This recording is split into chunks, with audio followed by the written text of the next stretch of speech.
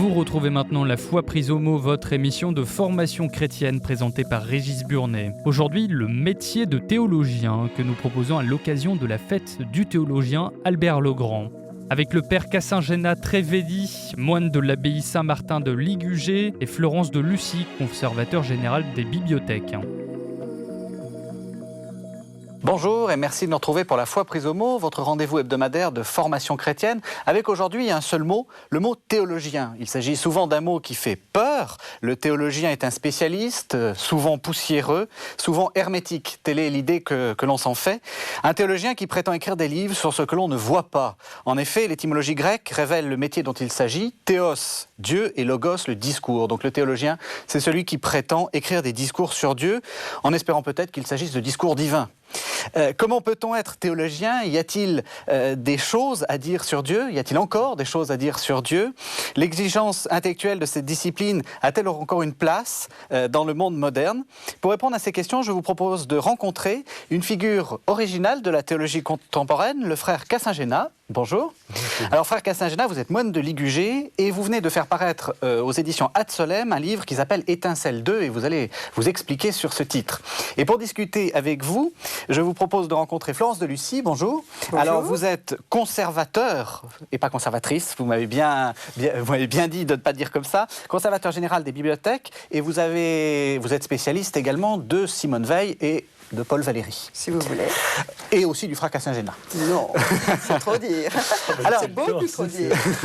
Alors, ce que je vous propose de faire, c'est donc d'essayer de réfléchir à ce métier de théologien à partir de ce que vous avez écrit.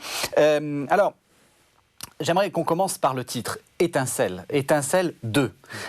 Pourquoi avoir intitulé un exercice de théologie ou un livre de théologie Étincelle 2 ? Bien, Étincelle 2 fait la suite de Étincelle 1, qui ne porte pas officiellement le titre de Étincelle 1, mais effectivement c'est un projet d'écriture théologique original, donc une écriture en fragments. Et le terme même d'étincelle suggère le feu, et ce sont des copeaux de feu, si on peut dire, des éclats, ou peut-être des éclairs de lucidité, si j'ose dire, parce que est-ce que nous voyons Dieu ? Nous ne voyons pas Dieu. Dieu est invisible. Et encore que peut-être nous en parlerons tout à l'heure. Mais nous avons, je crois, que des éclairs de lucidité dans l'obscurité habituelle de notre vie. Et la nuit habituelle de notre vie. Nous reparlerons peut-être sans doute tout à l'heure de la nuit également. Donc ces étincelles elles ont été données, elles viennent de ce feu de la parole de Dieu. Alors, ce qui est assez frappant, c'est qu'on a l'habitude, lorsqu'on lit de la théologie, d'imaginer le traité. Disons, la forme canonique de la théologie, c'est la Summa Theologia de Thomas d'Aquin, c'est-à-dire quelque chose d'extrêmement construit, d'extrêmement précis, qui parle de tout. Et là, vous êtes l'anti-Thomas d'Aquin, si je puis dire. Peut-être. Non, sur la forme, peut-être pas sur la théologie. Peut-être sur la forme, effectivement. Je suis peut-être aussi l'anti beaucoup de choses, finalement. Alors pourquoi pourquoi refuser le... Est-ce qu'actuellement, il est plus possible de faire des traités de théologie ? Je ne sais pas. Je ne sais pas. Et alors pourquoi je reste peut-être sur ce silence, je ne sais pas s'il est possible.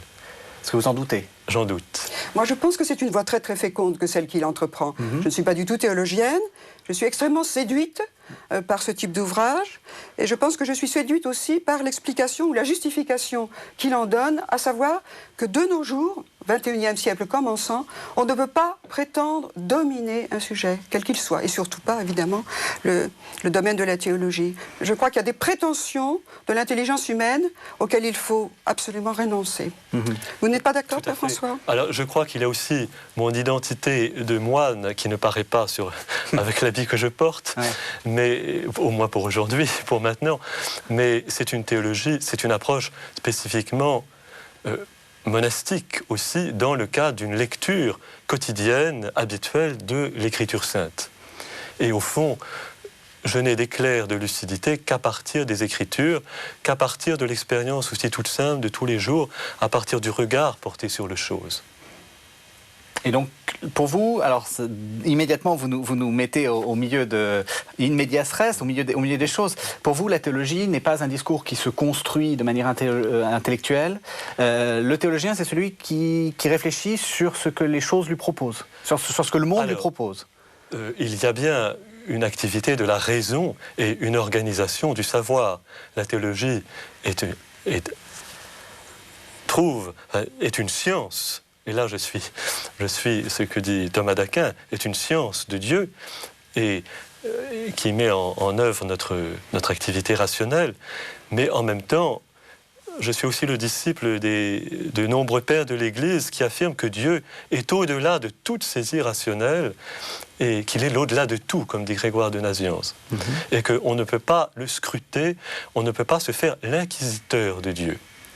Et je suis un familier d'Éphrem le Syrien, qui est un père de l'Église du IVe siècle, qui a écrit des magnifiques hymnes que je traduis pour les sources chrétiennes.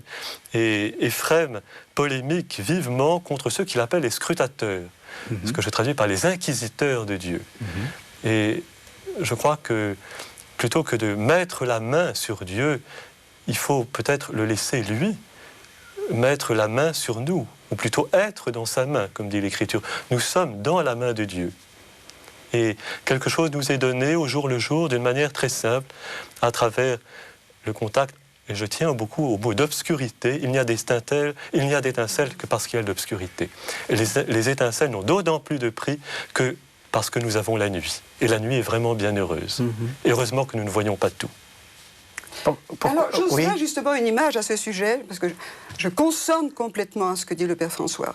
Et comme c'est un poète marin, je pense qu'on pourrait peut-être avancer l'image du phare dans la nuit, qui balaye circulairement les immensités des flots nocturnes, mais qui le balaye, mais avec une fréquence, et par moments, et par jets successifs. On appelle donc, les phares à éclat. Ah, précisément. Oui, parce que vous êtes aussi marin. Oui, il est marin. Oui. Il est marin. Son imagination est totalement marine. Et je crois que l'immensité divine, elle est chez lui représentée presque toujours par une immensité nocturne, mais marine. La longue houle, essentiellement.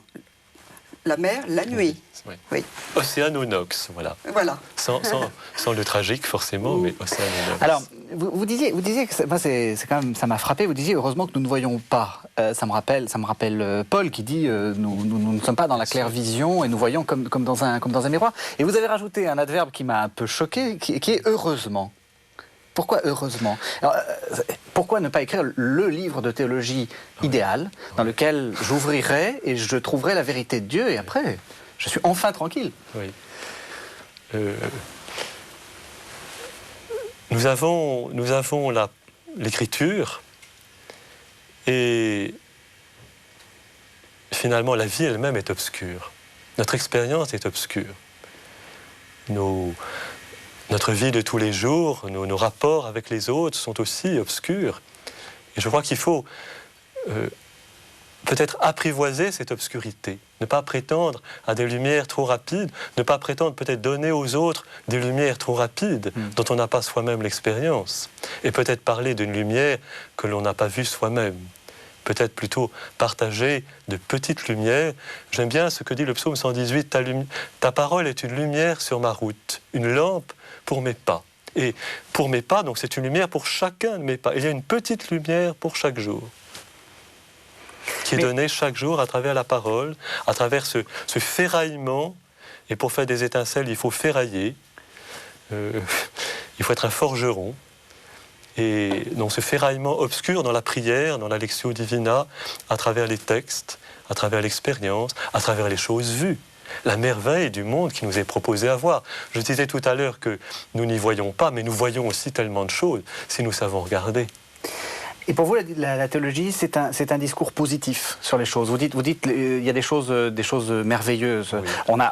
On a aussi dans l'image des gens qui écrivent sur justement sur l'atrocité du monde et qui appellent cela théologie.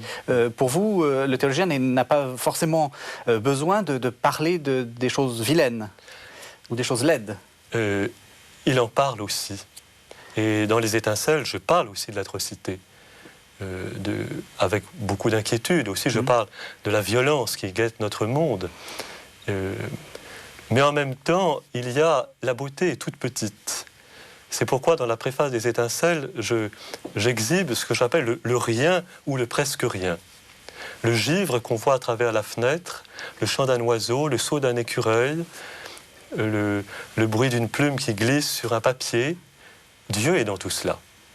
Et ce n'est pas du tout du rêve, un rêve facile, mais Dieu nous parle à travers l'infime. L'infini nous parle à travers l'infime. Et l'infime est cette manne qui va nous donner l'infini. Alors, j'ai dit, vous étiez spécialiste de Simone Weil. Moi, c'est quelque chose qui me frappe, justement, chez Simone Weil. C'est cette idée, on voit les choses... Enfin, on discerne la grâce, malgré la laideur du monde. Est-ce que vous ne voyez pas une... The thing of beauty, oui, certainement. C'est finalement le point de convergence pour elle. Ça corrobore exactement tout ce que vous venez de dire. Le monde est indéchiffrable, soi-même nous sommes indéchiffrables. Nous ne pouvons pas justement avoir un discours, si rigoureux soit-il, on ne peut pas avoir un discours totalement convergent. Mais il y a quand même... les lignes se rejoignent vers un infini qui s'appelle beauté. Et vous dites magnifiquement que la beauté, on ne doit même pas l'apercevoir. Oui. Elle est, et elle éclate, et elle illumine, mais à notre insu.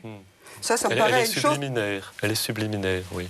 Subliminaire, ou bien alors elle émane de quelque chose que l'on est ou que l'on dit. On ne doit pas le savoir. Ça, c'est extrêmement beau, je trouve aussi. C'est-à-dire, on ne doit pas le savoir. Eh bien, il y a beaucoup de choses en soi-même qu'on ne doit pas savoir. Je crois qu'il y a un travail d'émondation sur soi, un travail de... il faut savoir s'écarter de soi-même. Enfin, le Père François en parle dans tout son livre. Il faut écarter des pans entiers de soi. Et puis il faut s'écarter soi-même. Ça, c'est tout le message pascalien. Vous êtes totalement contraire à une certaine idéologie contemporaine qui dit qu'il faut être conscient de soi, qu'il faut faire un travail sur soi, qu'il faut, par la psychologie, comprendre comment on fonctionne. Et vous dites, ah non, surtout pas. Alors, est-ce que c'est parce que vous voulez vous cacher des choses à vous-même, ou est-ce que vous pensez qu'il y a quelque chose de mauvais dans cette transparence-là? Non, je pense qu'il s'agit d'une hygiène très très très profonde du soi. Je pense qu'il faut être très conscient de beaucoup de choses. D'ailleurs, de toute façon, le XXe siècle nous a appris beaucoup de choses sur le plan de la psyché, trop d'ailleurs probablement, mais enfin nous sommes bourrés de connaissances à ce sujet et nous avons à faire un tri. Et ce tri est conscient. Et une fois qu'on l'a fait, on se sent beaucoup plus libre et plus fort. Mais ce n'est pas du tout un acte d'inconscience, Père François, vous êtes bien d'accord? Ce qu'il faut, c'est pas se perdre dans sa propre obscurité, probablement. Ah. Vous voulez dire... Oui, si, je vois. Vous voulez dire quoi? Ne pas s'attarder peut-être à sa propre obscurité ou peut-être accepter que tout soit obscur. Ça vous gêne pas, cette obscurité? C'est vrai que non, l'obscurité ne me gêne pas du tout. On est quand même dans un monde qui veut la transparence. L'absolue transparence, y compris au niveau médiatique. Oui. Et en fait, dans les relations ici à KTO, on en fait partie de cette façon de vouloir montrer l'Église, de vouloir faire en sorte que l'Église soit visible, qu'on explique comment elle fonctionne, etc. Et vous n'êtes pas dans cette lignée-là. C'est vrai. Mais je pense qu'il fonctionne avec la notion de transparence. Le regard... Oui, c'est le regard qui est... C'est le regard. Mon cher Saint-Éphrem a une image. Il parle beaucoup de la transparence, justement.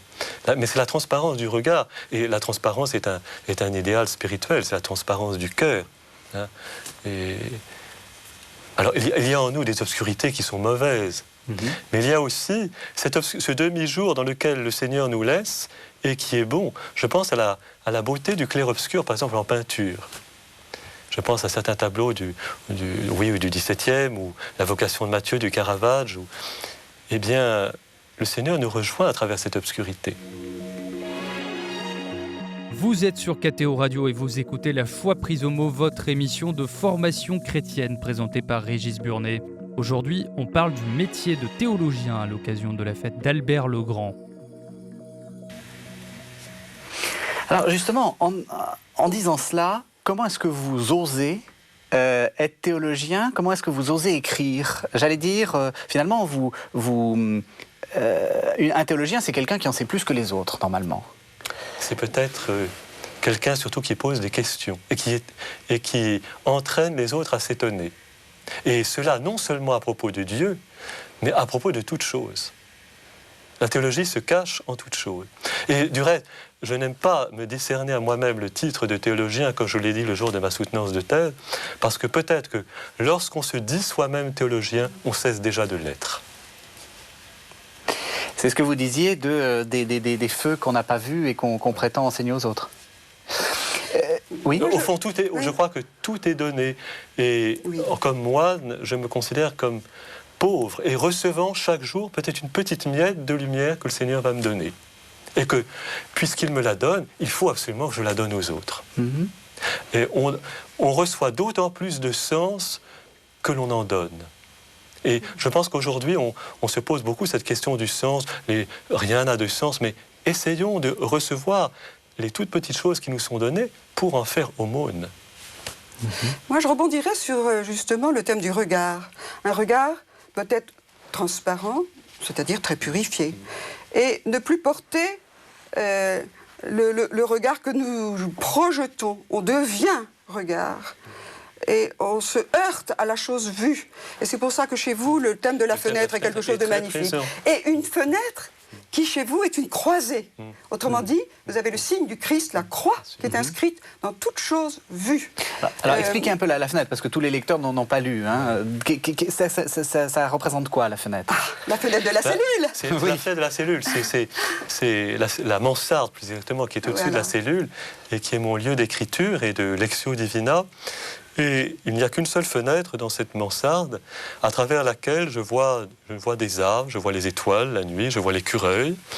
Et comme je l'écris tout au commencement des étincelles, la fenêtre est l'institutrice du regard, parce qu'elle le sertit, elle le discipline, et elle le certifie, elle le rend plus sûr aussi. Elle va canaliser le regard, et parce qu'elle le discipline, elle va permettre de voir peut-être davantage de choses. On est dans un siècle de voyeurs. C'était terrifiant. On voit des horreurs quand on regarde ce que nos contemporains avalent à longueur de journée à la télévision. On s'étonne de la criminalité, mais nous sommes les produits de ce que nous voyons. Nous sommes les produits de ce que nous entendons. Donc c'est là qu'il y a un filtre et comment dire... Oui. Comment... Et il ne s'agit pas de se fermer les yeux sur l'horreur du monde, mais non pas pour devenir soi-même violent, mais au contraire pour apporter une paix, pour dire halte là. Mais justement, vous êtes moine, vous pouvez fermer la porte de votre cellule, vous avez fait le choix de ne pas avoir de télévision, peut-être même que vous la regardez. Il m'arrive de la voir quand je suis en dehors, mais je la regarde pour me faire une idée de ce que les autres voient. Oui, voilà. Le problème, c'est comment faire quand on est soi-même environné de ce monde d'images, etc. Comment on peut fermer à part de regarder KTO, bien entendu, mais sinon, est-ce que le métier de théologien est aussi, vous savez, comme on disait autrefois des philosophes, qu'il fallait avoir de l'otium, il fallait avoir du temps, il fallait être riche, en fait. Est-ce que il faut pas, est-ce que vous n'êtes pas un privilégié d'une certaine façon? J'aime bien le thème de l'otium, effectivement, mais c'est un otium pour, je dirais, déjeuner de pas grand-chose. Voilà.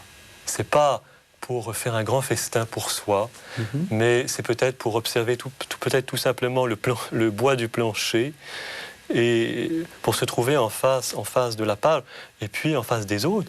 Quand on est moine, on dit aussi en communauté, et un moine a 3 déserts à traverser. Lui-même, sa communauté et Dieu.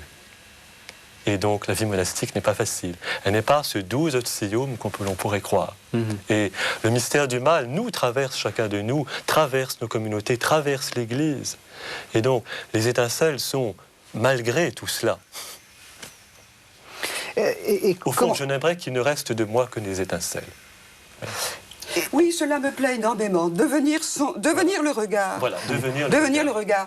Voilà. Ce n'est pas le je me voyais me voir sinueuse et dorée de Paul Valéry, qui est finalement un épisode totalement dramatique de sa jeune Parc, qui d'ailleurs trouvera une certaine résolution. Mais c'est un enfer. Il parle d'un monstre qui se tord sur le pas d'une porte de feu. C'est exactement l'inverse. On ne doit pas se voir se voyant. Je crois qu'il faut devenir ce que l'on voit. Et du même coup, je crois que l'infime devient le meilleur support. Et tout se met à briller. La chose absolument minuscule. Et on s'aperçoit que dans l'infime, vous pouvez trouver l'infini. Ou qu'à partir d'un grain de sable ou d'un galet un peu mouillé par la mer, et qui va jeter un certain nombre de lumières, eh bien vous pouvez... Et puis voir la parole de Dieu dans son infime détail. Chaque verset, chaque texte, chaque page de l'Écriture est un tel monde. Oui. Comment peut-on rester à sec, si j'ose dire, avec une telle richesse? Oui, mais justement, vous regardez à neuf, à nu, vous scrutez chaque mot. D'ailleurs, vous les scrutez d'une manière philologique, c'est-à-dire, vous aimez retrouver les racines grecques et latines, mais c'est pour notre enchantement. En réalité, vous faites frotter les mots entre eux, et il y a une étincelle qui jaillit du crissement du silex. Mais est-ce que vous pensez, parce que vous êtes laïque, vous êtes dans ce monde, vous êtes dans un monde de livres, c'est une certaine forme de monachisme, mais bon... Est-ce que vous pensez que c'est possible d'obtenir, de devenir théologien et d'avoir cette sorte d'ascèse dans le monde dans lequel nous vivons? Il faut choisir ces lieux. Il faut éviter certains lieux. Il faut choisir le non-bavardage. Il faut élire les moments de silence. Je pense qu'il faut tailler dans cette forêt qui nous étouffe. À partir de ce moment, oui. Mais c'est l'évangile dit, évangile qu'on n'y a pas très longtemps. Quand tu pries, retire-toi dans ta chambre et ferme la porte. C'est ça. Sur lequel j'ai écrit un petit livre d'ailleurs. Mais certes, je n'ai pas une mansarde aussi austère que celle du Père François. C'est pas qu'elle est austère, mais elle est poétique, voilà, tout simplement. Et pour moi, le mot poésie, ça dit tout. Oui. Et la poésie, c'est pas simplement le chant des petits oiseaux. La poésie, c'est quelque chose d'extrêmement sérieux. Je préférais presque dire le mot poiesis ou en grec. Parce que la poésie, je crois, ça vient de faire. De faire. Le mot grec pour dire faire. La poésie, c'est une position a priori dans l'existence. Voilà. Au fond, et quand on est poète, quoi que l'on voit, quoi que l'on fasse, où que l'on se trouve, on est en position de poésie. Voilà. Et donc, on peut aimer ce monde. On ne le condamne pas. Et j'aimerais que nos auditeurs soient persuadés que ce monde, je l'aime profondément. Et que dans ma mansarde, je travaille pour lui. Obscurément, mais je veux le toucher vraiment. Et vous pensez que le théologien, justement, parce que c'est aussi ça une des idées qu'on a sur la théologie, c'est l'idée que le théologien a un regard un peu moraliste. Oui, il y a toujours un rapport entre le théologien et le moraliste. On a deux idées du théologien, qu'il est moraliste et qu'on ne le comprend pas. Oui. Alors, je reprends un jeu de mots d'un autre père que j'aime beaucoup, un père de l'Église du IVe, Saint Basile de Césarée, qui polémiquait, il opposait le terme théologien au terme technologien. Et donc, le danger pour le théologien, c'est de devenir tellement technique, comme peut le devenir aussi la philosophie, que l'on n'y comprend plus rien. Oui. Mais le théologien, au fond, il s'appuie sur la simplicité des paraboles. Alors, il a un langage conceptuel. Il y a une légitimité, une pertinence profonde de la théologie et son langage conceptuel. L'Église a formé des mots, hypostase, nature, transsubstantiation, qui sont des mots qui n'épuisent jamais le mystère. Le mystère de l'Eucharistie n'est pas épuisé par le mot transsubstantiation, de même que la Trinité n'est pas épuisée par le mot Trinité, ni par le mot nature, ni par le mot substance. Les mots ne sont que des outils. Et donc le mystère lui-même nous dépasse, d'où la nécessité pour le théologien de trouver éventuellement d'autres mots, d'autres approches. Et je crois qu'aujourd'hui, tout est à redire autrement. D'où la nécessité Je pense néanmoins que votre position de moine, c'est-à-dire votre fonction, votre métier, qui vous soumet au cours du temps, le temps des saisons, vous dites ça magnifiquement, de novembre à novembre, et le temps liturgique qui est de l'Avent voilà, parce que nous sommes les fils du temps, d'une certaine manière. Et le temps déploie pour nous le mystère. On peut être théologien d'une manière abstraite, mais on peut être théologien au jour le jour, Oui. à cause de chaque texte qui nous est donné, de chaque fête, de chaque nativité, de chaque présentation au temple, qui va nous mettre dans l'actualité du mystère. Et il y a une grâce chaque jour pour rencontrer le mystère de chaque jour, la page de chaque jour. À chaque jour, sa page. Voilà. Disons que vous avez du combustible journalier. Exactement. Et c'est cela que vous nous redonnez sous forme d'étincelles. En acceptant aussi parfois le jeûne, l'obscurité. Il y a des jours où on n'y voit rien, on est à sec. Accepter ce désert. Et puis tout à coup, il y a la manne qui est donnée. C'est pourquoi je suis toujours un petit peu dans cette attitude de recevoir ce que j'écris. Je ne sais pas. J'ai un petit carnet de ce que je note quelques mots, quelques bribes, et puis je retravaille beaucoup après dans un très long travail d'écriture, littéraire aussi, c'est vrai, puisque là, il y a une part immense d'écriture. Et je crois que nous avons aussi besoin d'écriture. C'est pas, avec un jeu de mots très classique, c'est pas j'écris, c'est ça écrit au début. C'est-à-dire qu'il y a quelque chose qui n'est pas vous qui écrit. Il y a les choses qui sont données, certainement. Mais l'essentiel vous est donné, à savoir, d'une part, le credo, c'est-à-dire le formidable travail de l'Église, mais aussi les évangiles. J'aime beaucoup l'image, alors je Oui. ne suis pas Grégoire le Grand, mais même si je l'aime beaucoup, l'image de la colombe qui parle à l'oreille. Ah, oui. Et dans l'iconographie antique et médiévale surtout, qui est symbolique, je crois que parfois la colombe nous parle effectivement à l'oreille. Donc il faut l'écouter. Il faut l'écouter. Et là, c'est Saint Benoît, écoute mon fils, ausculta o fili. Alors, vous avez dit il faut redire les choses. Moi, ce qui m'intéresserait de savoir maintenant, c'est quelles sont les choses qui doivent être redites pour notre époque. C'est-à-dire, sur quoi la théologie doit parler. Quels sont les grands sujets théologiques actuels? Tout est sujet théologique, absolument tout. Et peut-être j'aurais une prédilection pour la christologie, reparler du Christ. Comment dire aujourd'hui, comment expliquer que le Christ est Dieu? Et jusqu'où il est homme. Et jusqu'où il est homme. Comment parler de l'Eucharistie? L'Eucharistie qui est notre pain quotidien. Comment parlons-nous pour aujourd'hui de notre pain quotidien? Et alors justement, qu'est-ce que vous pourriez dire de l'Eucharistie? Alors j'en ai dit beaucoup de choses dans les étincelles. Oui, mais tout le monde ne l'a pas lu, donc ça nous donne... Donnez-nous envie de l'ouvrir, ce livre. Comment parler? C'est un pain quotidien, et c'est un pain, ce n'est pas une petite douceur.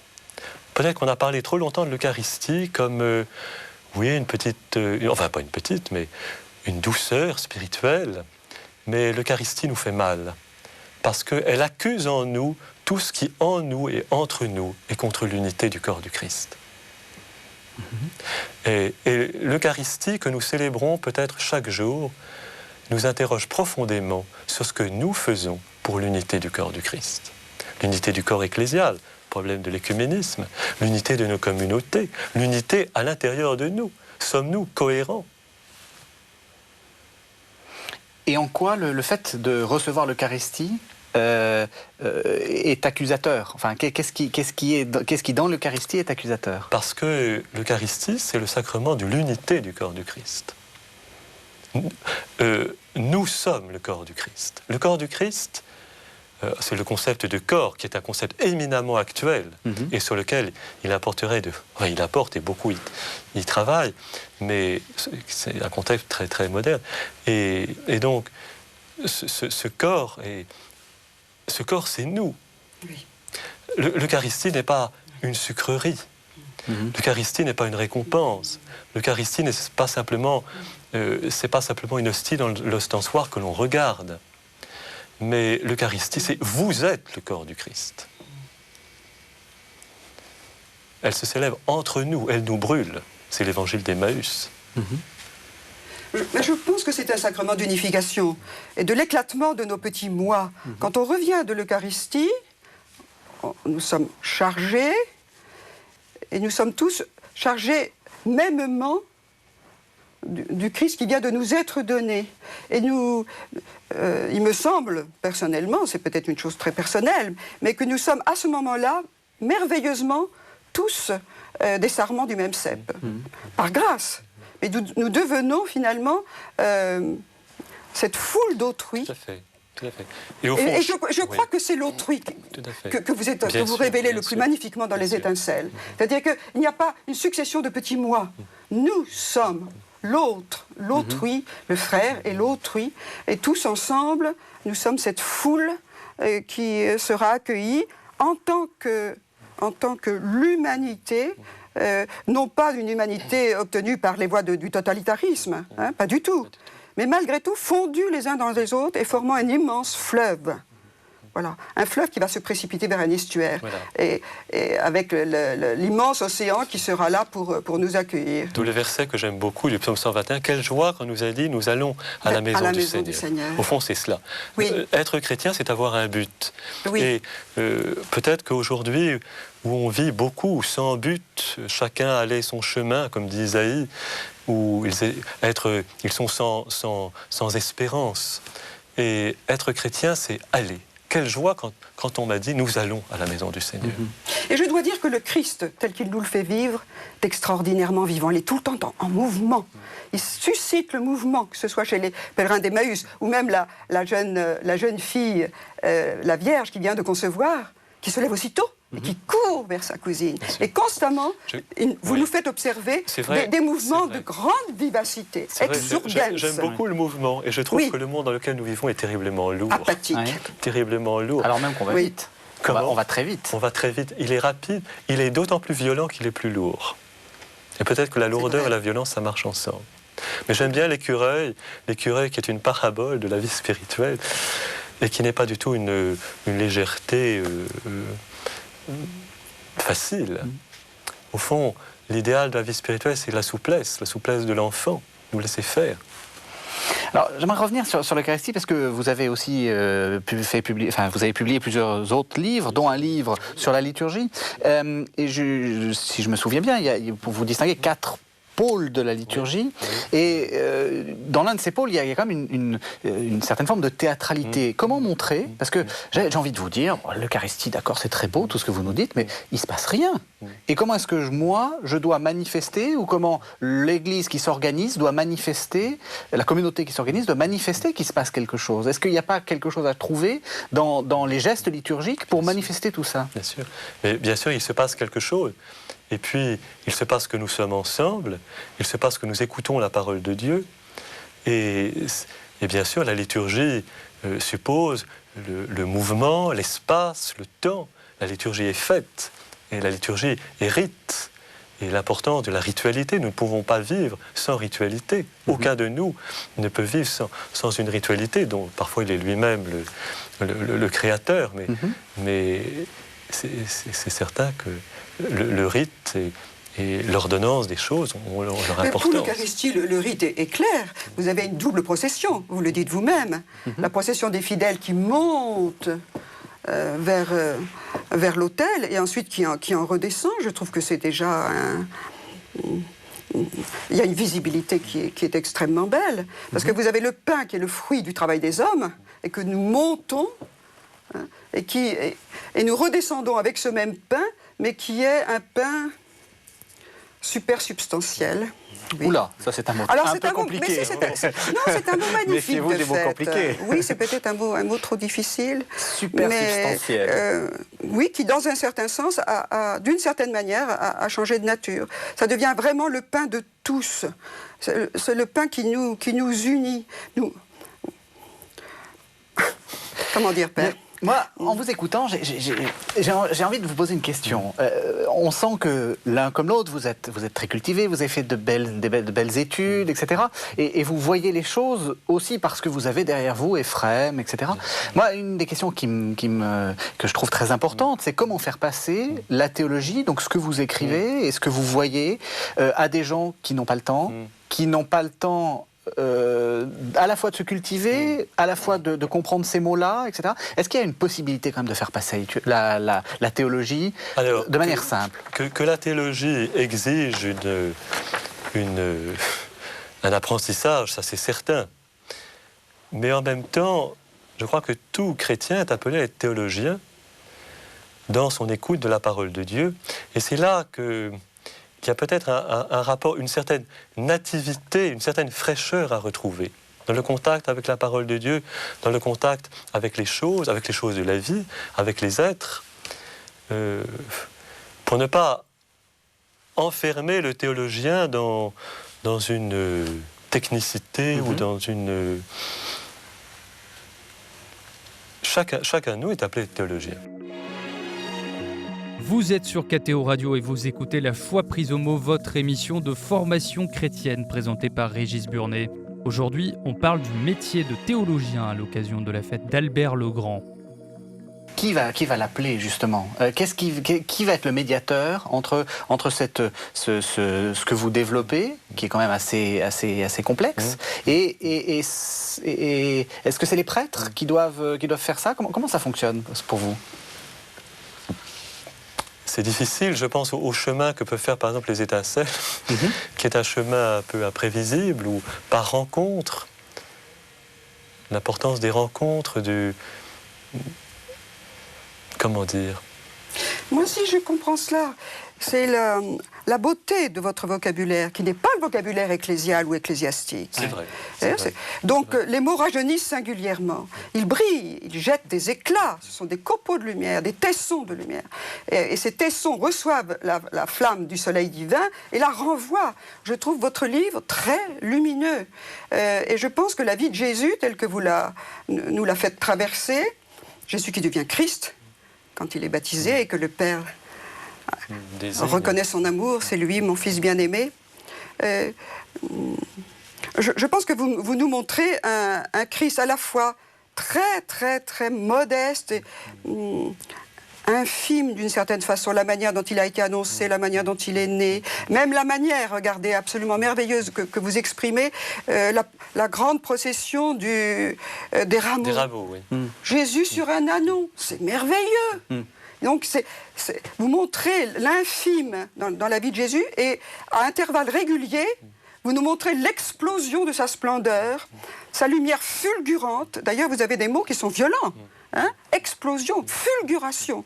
Donc nous arrivons, je crois, assez bien à ce terme magnifique qui s'appelle la transfiguration. Moi, je pense que notre monde terni, sali, éprouvé, qui se traîne à terre, a besoin de ces éclairs de lumière. Vous ne trouvez pas, mon père? Et les éclairs de lumière, on les trouve partout. On les trouve partout. On les trouve dans la ville aussi bien que dans les arbres. Elle est partout. Oui, mais il faut un chemin pour y conduire. Oui, voilà. Et finalement... Le chemin, c'est la montagne. Jésus emmène ses trois disciples, les premiers appelés, il les emmène sur une haute montagne. Donc, il les extrait du brouhaha de la ville, il n'y a pas de doute. Je pense qu'en effet, ce que les jeunes aiment bien d'ailleurs, certaines retraites, je pense à Thésée, ils aiment cela, mais on les extrait. Ils sont ensemble, Mais en même temps, je crois que c'est important d'éduquer nos frères et sœurs, non seulement, peut-être pas à se retirer, mais à se retirer là où ils sont. Il ne sert à rien de se retirer dans un monastère si partout où nous sommes, nous ne nous retirons pas, je crois. Et que même si on est dans la ville, partout, il faut avoir cet espace de retirement. Oui, mais vous l'avez d'une façon privilégiée puisque vous êtes moine. Je ne crois pas qu'être moine est un privilège. Je ne crois pas. Je crois que chacun... Oui, mais comment pouvez-vous l'apprendre, justement, par exemple, à une jeunesse qui est pleine d'ardeur et de feu, qui est prêt à prendre feu, voyons, avec le message de la bonne nouvelle. Mais qui, aujourd'hui, est capable de prendre feu? Je ne suis pas si sûr que cela. Ah si, mon fils me le dit. Mon fils me le dit. Il m'a dit, quand j'avais 16 ans, j'étais une explosion potentielle à chaque minute. Si. Mais il y a des attentes. Après, qu'est-il devenu? Il y a des attentes considérables. C'est ça la question. Est-ce qu'il faut aussi entretenir ce feu? Bien sûr. C'est là que. Oui, c'est là. C'est là qu'il y a un travail. Oui. Tout est là. Et c'est là qu'il y a une disponibilité, une écoute, et puis que tout est grâce. Moi-même, je peux m'éteindre. Mais il est possible que la voie poétique soit un chemin, précisément. Dans la mesure où les mots reprennent grâce, reprennent fraîcheur, où les mots recommencent à signifier quelque chose. Et ça, je pense que la jeunesse sera sensible à vos propos. Mais peut-être faudra-t-il faire un choix parmi vos étincelles. Certaines sont très théologiennes. Oui, c'est sûr. Et d'autres beaucoup plus pétries de poésie. Oui. Mais justement, ce que vous dites est intéressant parce que c'est vrai que ce que je trouve très frappant, c'est que les gens rejettent en fait le discours tout fait, rejettent les mots chargés, rejettent en partie parce qu'ils ne les comprennent pas, en partie parce que c'est des mots qui ont fait mal, enfin des mots qui ont été condamnateurs, des mots, etc. Comment est-ce qu'il faut faire pour renouveler un peu ce vocabulaire? Quelle est votre technique finalement? C'est de refuser les mots chargés, c'est-à-dire vous refusez le mot hypostase? Je ne refuse pas. Mais enfin, refuser, c'est de ne pas l'employer? Je ne l'emploie pas. Oui. Ça peut arriver que je l'emploie. Pardon, aussi, le danger, c'est la langue de bois, de buis. Mais je déteste la langue de bois. Où en fait, on s'entretient de mots donc, qui ont fait quitter leur racine. C'est-à-dire qu'en gros, on pense dans les mots. On ne pense pas dans les choses, on pense dans les mots.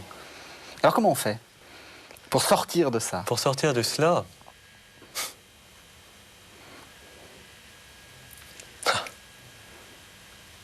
je crois qu'il y a l'appui sur l'écriture, l'écoute de l'écriture, le langage de l'écriture lui-même qui est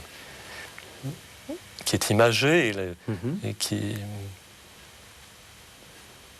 Mais en même temps, c'est sûr qu'on n'est pas dispensé de l'intelligence et les concepts sont de bonnes choses. On ne peut pas les envoyer promener. Oui, mais il n'empêche que vous avez, j'allais dire, exhumé de cet empoussiérage affolant tous les mots de l'Évangile qui sont vifs, qui sont tumultueux, tous les cris que l'on trouve dans l'Évangile.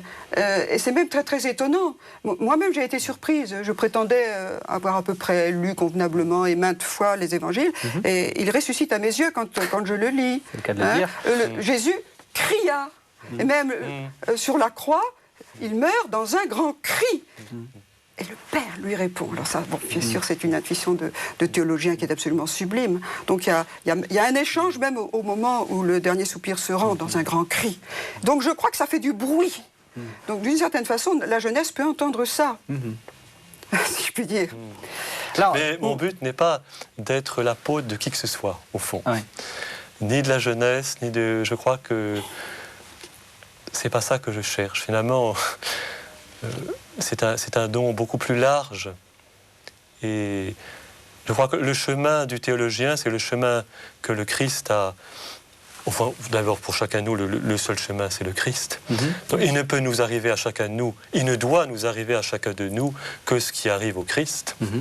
Et donc, de même que la parole du Christ a rencontré de la pierre, des ronces, de la bonne terre, eh bien... la parole de celui qui essaie de parler un petit peu modestement de la parole de Dieu va rencontrer aussi la pierre, va rencontrer le bois, va rencontrer les ronces, tout cela. Et au fond, c'est le mystère de la parole qui est en chemin. Alors, il nous reste une dizaine de minutes. On s'était promis qu'on parlerait quand même du Christ. Qu'est-ce qu'il y a de nouveau à dire sur le Christ depuis 2000 ans ? Quelle est pour vous la chose centrale, là, actuellement, les choses qu'il faut dire, que le monde n'a pas perçues? Oui, je crois que ce qu'il faut dire, c'est que le Christ rejoint chacun de nous. Et j'en reviens au tableau du Caravage dont je parlais tout à l'heure, que j'aime beaucoup. Et le Christ, c'est celui qui me rejoint dans l'obscurité avec son doigt, qui me montre du doigt. Voici que je me tiens à la porte et que je frappe. Si quelqu'un entend ma voix et ouvre la porte, je viendrai et je dînerai ou je souperai entre quatre yeux, si j'ose dire, avec lui. Non pas pour me condamner, mais pour me relever. Je ne te condamne pas, comme le dit Jésus à la femme adultère. Au fond, le Christ, ce qui est important, c'est le regard du Christ. Celui qui me voit. Celui qui pose son regard sur moi. Et c'est celui-là qu'il faut annoncer et qui dit « je ne te condamne pas ». C'est magnifique. Et comment être sûr que c'est le Christ qui est en train de nous regarder et c'est pas nous-mêmes qui essayons de créer du Christ et d'ouvrir des portes qui en fait sont des portes dans lesquelles nous passons? Mais c'est là qu'il faut accepter toutes les médiations dont le Christ se sert, à travers lesquelles le Christ nous est donné. Ces médiations que sont les sacrements, cette médiation qu'est sa parole, cette médiation qu'est son Église, dans sa pauvreté actuelle. La pauvreté de ce que nous sommes tous. Sa médiation, c'est chaque autre me donne Jésus-Christ. La médiation, c'est aussi le temps liturgique, c'est aussi toutes les choses, tout ce que nous voyons, c'est la création entière. C'est tout cela, à travers... Oui, mais vous nous proposez finalement des choses extrêmement traditionnelles. Et moi, j'ai envie de vous dire, mais moi, je veux le voir face à face. J'ai pas envie de toutes ces vieilleries. Mais est-ce que la création est une vieillerie? Est-ce que la parole de Dieu est une vieillerie? Est-ce que l'Église est une vieillerie? Oh, elle a 2000 ans. Elle a 2000 ans, mais dans le Pasteur d'Hermas, elle est représentée effectivement comme une vieille femme, mais en même temps, elle est tellement jeune.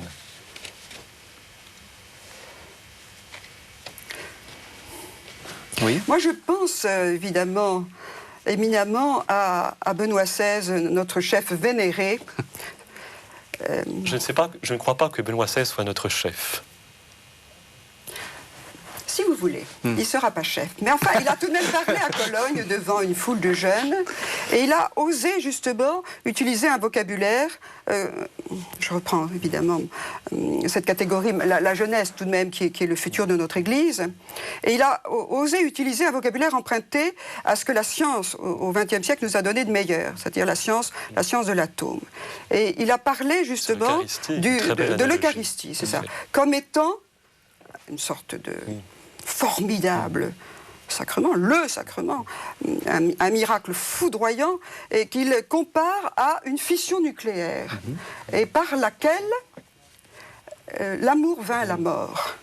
Et ça, je l'avais écouté sur la télévision, c'est tout de même un des avantages merveilleux, et bravo Catéo, j'ai suivi passionnément tout cela, et à ce moment-là de son homélie, j'ai sursauté, et mon cœur a été rempli d'une énorme joie. Je pense que le vrai réel, transfiguré, c'est-à-dire le vrai réel, il est là, il affleure, il n'est pas loin. Et que lorsqu'il se donne à voir, c'est absolument explosif. Et c'est surtout efficace, et c'est mobilisateur, et c'est... Quand nous préparions ensemble cette émission, nous avons pensé naturellement à la semence qui est exponentielle. Je crois que ça vient de Simone Veil d'ailleurs. La puissance exponentielle de la semence. Une semence est quelque chose d'absolument infime, mais dont le pouvoir, une fois que ça a pourri en terre, le pouvoir vital est presque infini. Moi, je pense que c'est ça la nouveauté de ce que nous avons à annoncer. C'est-à-dire finalement un ouragan de lumière. Et une capacité à agir, justement, sous cette poussée-là.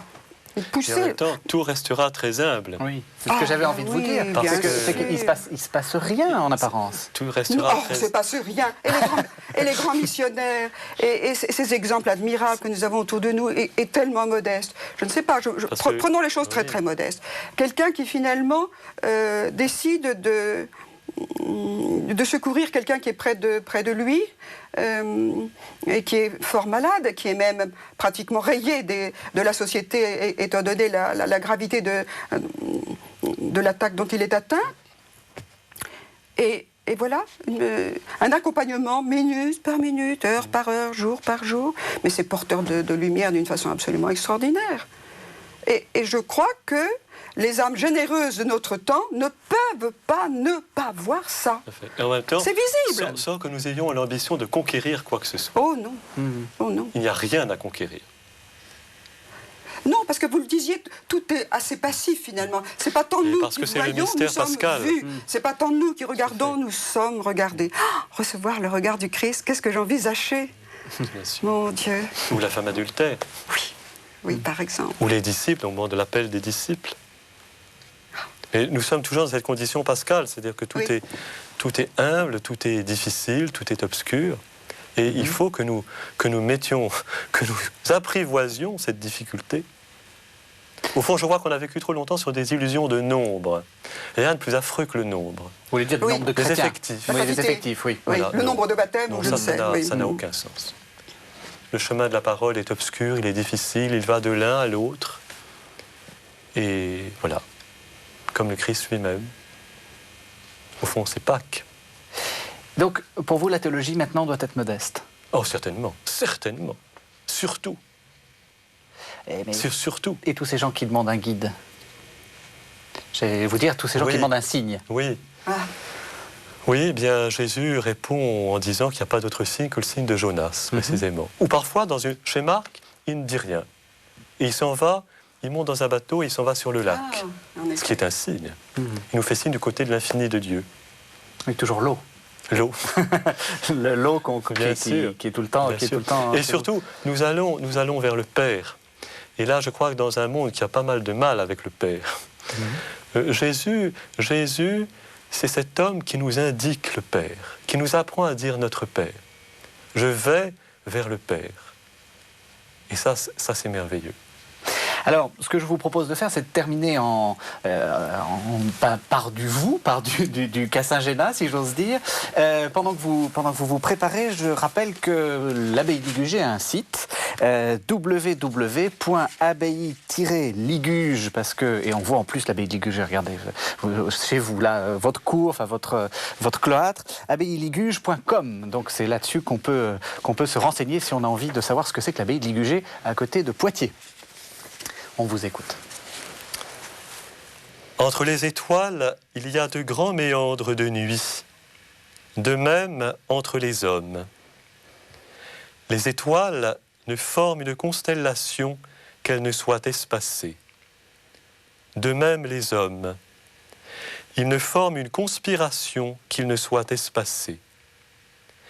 Les seules sociétés, les seules confréries véritables qui s'établissent entre les hommes sont toujours volontaires et essentiellement électives.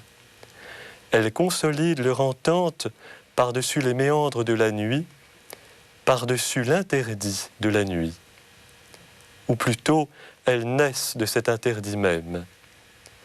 Car le dire silencieux de la nuit est le bien commun le plus précieux entre les hommes. Et encore ceci, la plus humble sépulture que l'homme puisse désirer et préparer pour lui-même est moins encore que la terre. Le ciel, où sereinement et longtemps à l'avance, il a inscrit sa propre disparition, où il s'est inscrit lui-même, non pas tant comme une lune des étoiles, ce qui serait trop présomptueux encore, que comme un peu de cette nuit qui sertit leur éternelle vérité.